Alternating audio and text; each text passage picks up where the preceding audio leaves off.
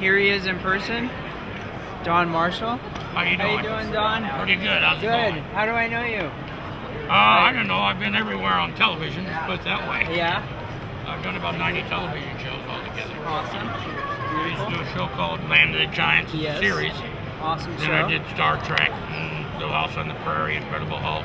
You name it, I've done it. You know, so my face is very familiar to some of the fans. You know, especially in the 60s, 70s, and 80s. You know, and so I guess that's maybe how you know me. Guilty. Definitely guilty. Right on.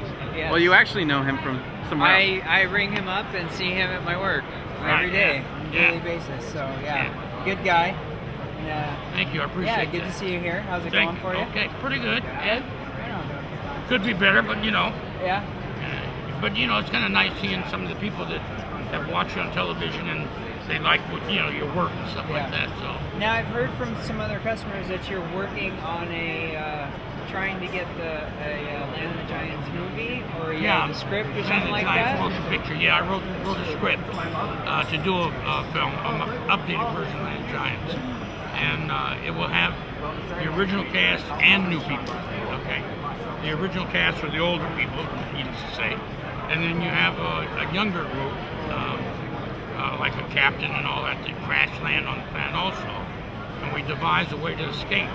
And we eventually get off that planet, you know, in a giant spaceship. So it's got a lot of excitement in it. And Don't give it all away. No, I'm not gonna do that now. Yeah. All right. But you know, it would be a good show. And you know, as a motion picture it would be great. And then it would create a sequel. And then also create another series, you know, but not Land of the Giants. You have to change the name, you know. It's just like, you know, you have that show, Stargate, SG-1, and if you see that, then they did Stargate Atlantis, you know. LG2. Right, and they're doing what, SGU?